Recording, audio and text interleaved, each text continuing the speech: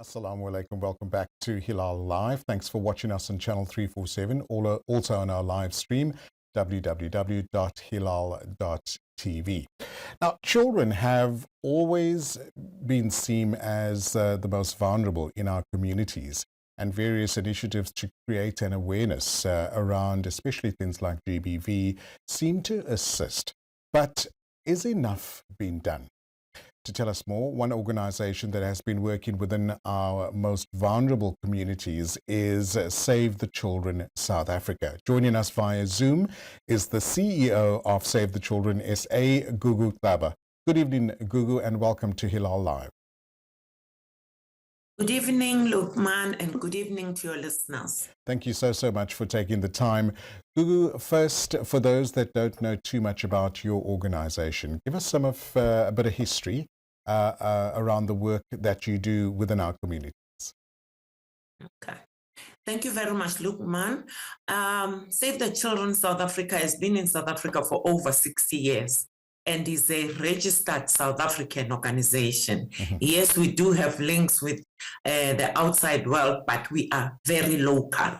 And what we do is to ensure that communities in South Africa understand a child holistically, mm-hmm. so that they are able to respond to the needs of a child, to be able to respond to the responsibilities of a child, such that we focus on the rights of a child and the responsibilities of a child. They need to be understood by the adults who are bringing children up. They need to be understood by the children themselves. And when you have a synergy between the adult and the child, you are able to get much better results. And that is what Save the Children at a community level, at a family level, at a policy-making level, mm-hmm. is working towards ensuring that at a policy level, we have the right policies that are ensuring that we can bring children up very well, and yet at a family level, they need to be understood so that they can be applied appropriately. Yeah. And it's important to indicate that a child and the family exists within a community. So it means the community must also have the same understanding. So we work from the level of the child to the level of a policymaker and back in order to ensure there's harmony and we are able to have a healthy child, a healthy family, healthy school life, and a better life for a child. Brilliant. Thank you. I think that's what we all like to achieve in South Africa and around the world as well. But there's some alarming stats when it comes to the dangers that our children face on a daily basis. Maybe you can enlighten us and maybe put things into perspective for our viewers on what dangers our children are exposed to. Thank you for the question. Dangers that children face, let me break them down and say it's for a child to survive, mm-hmm. for a child to be able to develop well, and development covers their education, and for a child to be able to be in a safe environment, you have dangers around that environment. So we are facing a lot of dangers around their survival because we still have 1 in every 3 children that has malnutrition, right. Which means we are not feeding them well. And in the end, they become malnourished. And when a child is malnourished, it means they cannot think properly. And then it affects their development in terms of cognitively growing to a point that they can learn well. Mm-hmm. And that means the other danger is around the quality of education that children end up getting because of other effects, or the fact that in the school setting, there is violence that is taking place. I haven't forgotten the violence that's taking place in the home setting. Mm-hmm. So when there is violence in the school, it will affect the child's ability to learn, and it will also affect the quality of education that the child can get. Some children end up dropping out of school. That is why we are counting right now that 1 in every 10 children do drop out of school completely.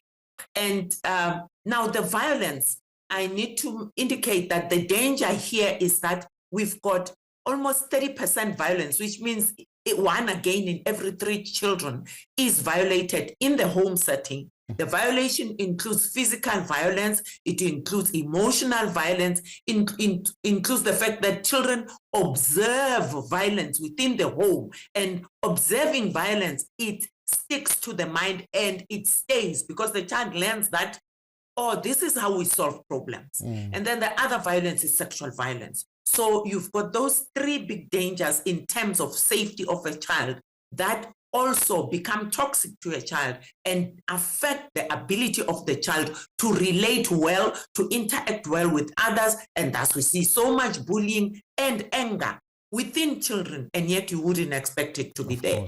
And then the other thing that we really, really need to emphasize on is the fact that I think it's culture and other things. Children are so voiceless in our homes, such that it's easy when they just open their mouth, they are shut down. No one listens to them.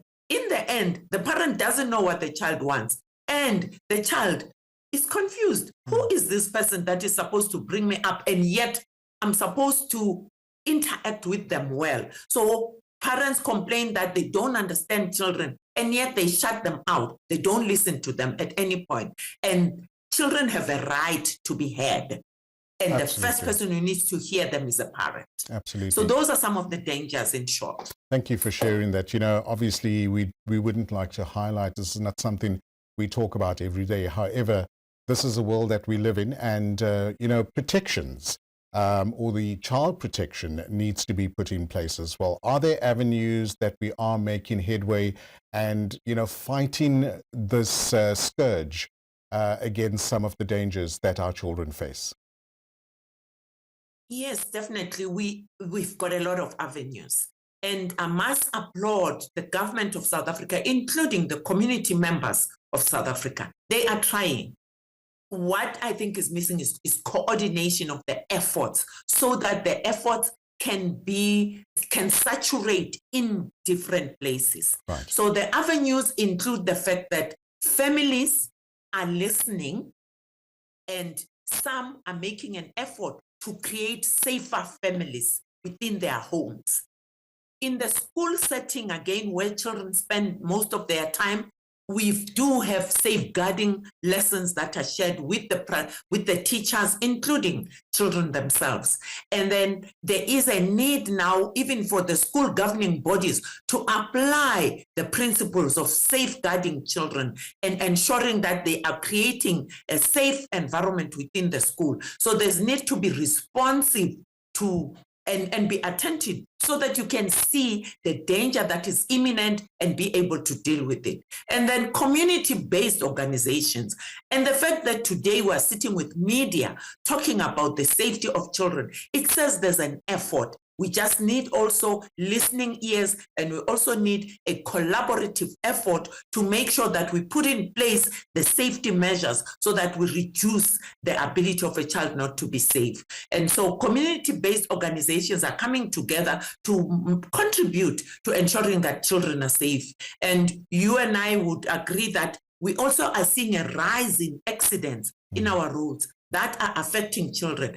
That education in terms of safety of the environment is part of the responsibilities of community-based organizations. And then government is providing social development in terms of staff, in terms of tools that can be used to create safe environment for children.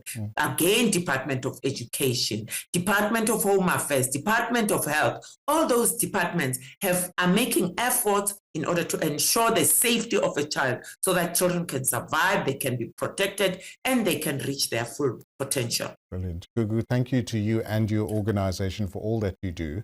A collaborative effort from, organizations like yourself, community stakeholders, and also government that needs to ensure the safety of our young children as well. In closing, is there anything that you would like to share to make our communities more aware on how they can assist? Okay, thank you very much for that. Communities can start by making sure that they're listening and they are taking action, and they are reaching out to organizations like Save the Children. We've got many organizations that are working in this space. We've got Childline, We've got, for instance, a Missing Children South Africa, that way you can report children that are missing. You've got a parent line that is given for parents who are looking for help, who would like to be supported to raise their children well. So we do have multiple organizations that are online that can be reached out to, and they can help individuals and they can also help groups. So please reach out to us. We are available to provide the support. Thank you. CEO of Save the Children South Africa, Gugu Xaba. It's been an absolute pleasure. Have a wonderful evening. Thank you for affording us your time. Thank you. There we go. Very pertinent information around the safety of our children. And if you find yourself, family or community in a pickle or just can't get out of a situation and you would like to help, Gugu has shared some much needed information. After the break, we continue with Hilaal Live. Thanks for watching us on Channel 347.